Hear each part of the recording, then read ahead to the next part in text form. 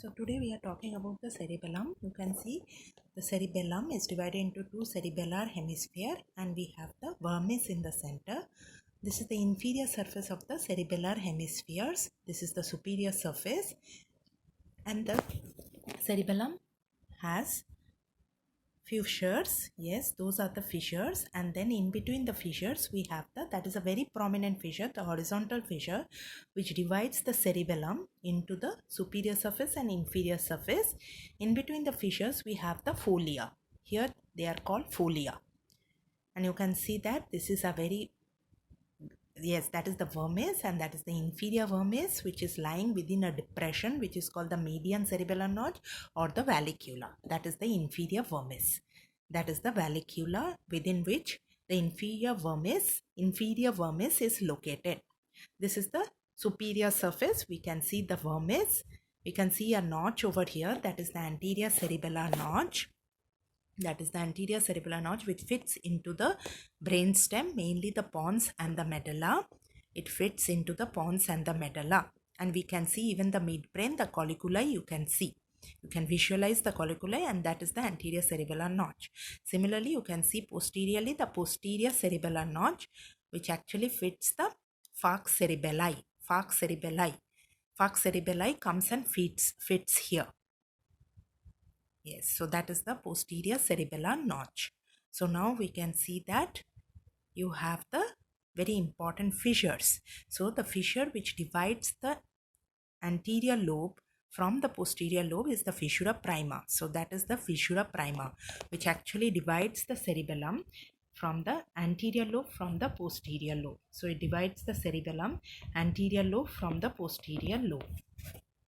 So now seeing the inferior surface.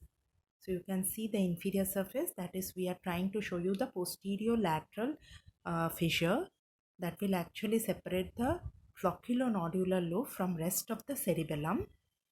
So the rest of the cerebellum will be the posterior lobe of the cerebellum. So mainly anterior lobe, posterior lobe and the flocculonodular lobe. Flocculonodular lobe is not well visualized, but that is the flocculonodular lobe. Okay, so actually that is part of the cerebellum is called the tonsils. So that part of the cerebellum which we are showing over here is called the tonsils. In the inferior surface we can see that, and whenever there is an increase in the intracranial pressure, these tonsils will herniate. So that is through the foramen magnum. So that is a very important clinical point. So that part is the medulla oblongata. So along with that, the tonsil will herniate through the foramen magnum. So that part is the tonsils of the cerebellum, which is very important in the inferior surface. Now coming to the superior surface, you can see this part. These are the four fissures. So now we'll take a sagittal section and we'll understand this is the sagittal section. You can see the pons anteriorly, and these are the leaf-like structures. It's like a branching of the tree. So you have an inner white matter, outer gray matter.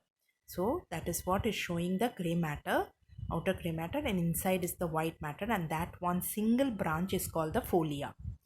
Yes, so this is how it is showing a branching of the tree appearance in the sagittal section whenever we are taking, and this is called the arbor vitae cerebelli appearance. That is one folia. You can see that is one folia, single folia, and in between are the fissures. So this is a single folia which will give a branching appearance in the sagittal section, and that whole appearance of the sagittal section, it is called the arbor vitae cerebelli.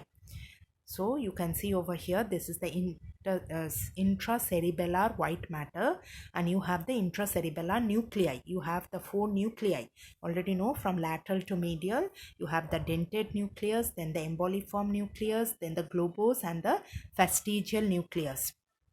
So you have the four nuclei from lateral to medial which are in the intracerebellar white matter, and this pattern of intracerebellar white matter inside and outside is the cerebellar cortex or the gray matter, and these are the four nuclei which are placed. So we have the dentate nucleus, and then you have all the other three nuclei. Now coming to the blood supply of the cerebellum, you can see over here that is the superior cerebellar artery, superior cerebellar artery, branch from the basilar artery. You can see over here the basilar artery, and that is the branch from the basilar artery. Superior cerebellar artery that supplies mainly the superior surface of the cerebellum. Superior surface of the cerebellum, the vermis. Now coming to the inferior surface, you have two inferior cerebellar artery. One is anterior and one is posterior. So that is the inferior cerebellar artery. So one is the posterior cerebellar, inferior cerebellar artery, and one is the anterior cerebellar. So posterior inferior cerebellar artery is also called pica. Yes, that is the posterior. So from the vertebral artery, and anterior inferior cerebellar artery from the basilar artery. So these are the two cerebellar arteries which are supplying the inferior surface of the cerebellum. Inferior surface.